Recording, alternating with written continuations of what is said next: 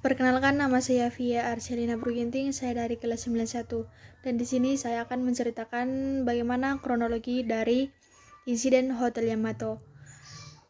Jepang dan Belanda yang sudah keluar dari interniran pada awalnya menyusun organisasi yang bernama Komite Kontak Sosial yang didukung penuh oleh Jepang. Pembentukan komite ini mendapatkan sponsor dari Intercross.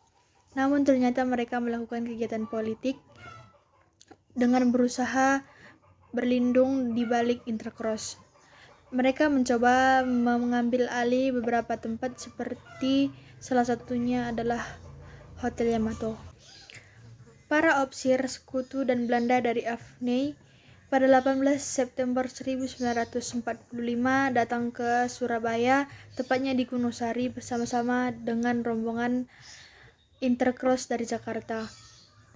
Mereka ditempatkan oleh administrasi Jepang di Surabaya di Hotel Yamato, dan rombongan Intercross ditempatkan di Gedung Setan, Jalan Tanjungan 80 Surabaya tanpa meminta izin dari Karasidenan Surabaya. Sejak itu, Hotel Yamato dijadikan markas Rapui atau bantuan rehabilitasi untuk tawanan perang dan interniran.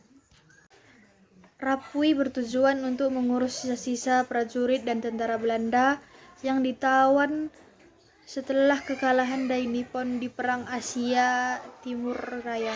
Pada malam hari tanggal 19 September 1945 pukul 21.00, peristiwa Hotel Yamato dimulai ketika sekelompok orang Belanda yang dipimpin oleh Mr.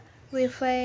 C.H. Plukman yang mengibarkan bendera Belanda berwarna merah putih biru tanpa meminta persetujuan dari pemerintah Republik Indonesia daerah Surabaya.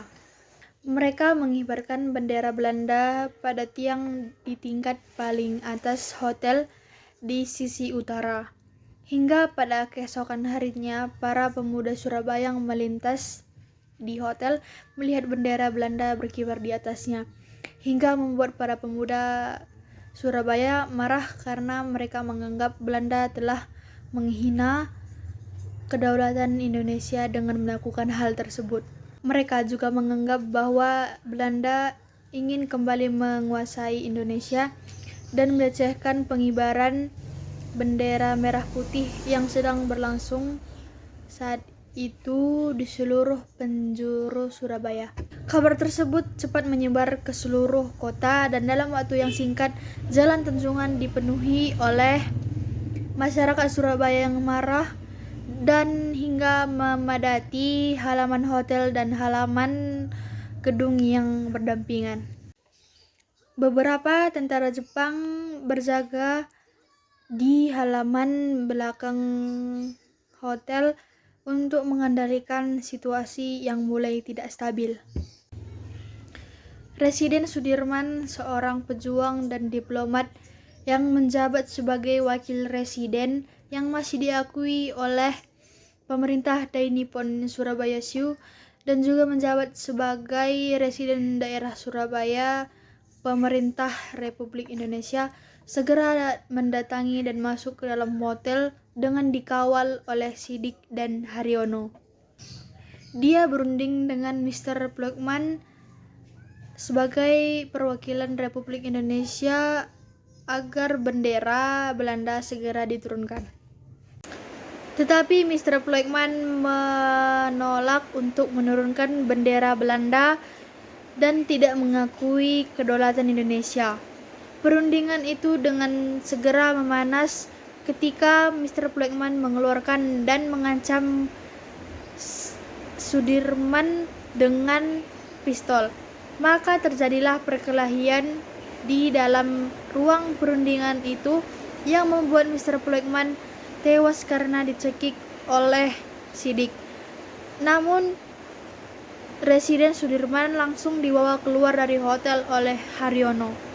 Seluruh para pemuda langsung menyerbu hotel dan terjadilah peristiwa Hotel Yamato tersebut. Haryono juga masuk kembali ke dalam dan ikut memanjat tiang bendera dan berhasil menurunkannya bersama Kusno Wibowo, merobek kain birunya dan menggerek bendera ini kembali ke puncak tiang. Sementara masyarakat Surabaya terus meneriakkan merdeka secara berulang-ulang. Setelah kejadian dan peristiwa di Hotel Yamato, tanggal 27 Oktober 1945 meletus pertempuran antara Indonesia dengan tentara AFNI. Bentrokan-bentrokan kecil yang terjadi kemudian berubah menjadi suatu serangan umum yang memakan banyak korban jiwa di pihak Indonesia dan Inggris, baik masyarakat sipil maupun militer. Jenderal D.C. Hawthorne kemudian meminta bantuan kepada Presiden Soekarno untuk dapat meredakan situasi dan melakukan gencatan senjata, namun gagal. Kematian Brigadir Jenderal Malabi mengakibatkan pihak Inggris mengeluarkan ultimatum 10 November dan menjadi penyebab pertempuran di Surabaya. Peristiwa Hotel Yamato mengarah kepada terjadinya pertempuran dalam sejarah 10 November, dan setelah terjadinya pertempuran terbesar dan terberat dalam sejarah perang kemerdekaan di Indonesia, dan tanggal tersebut kemudian ditetapkan sebagai Hari Pahlawan. Sekian yang dapat saya ceritakan mengenai kronologi insiden di Hotel Yamato. Terima kasih.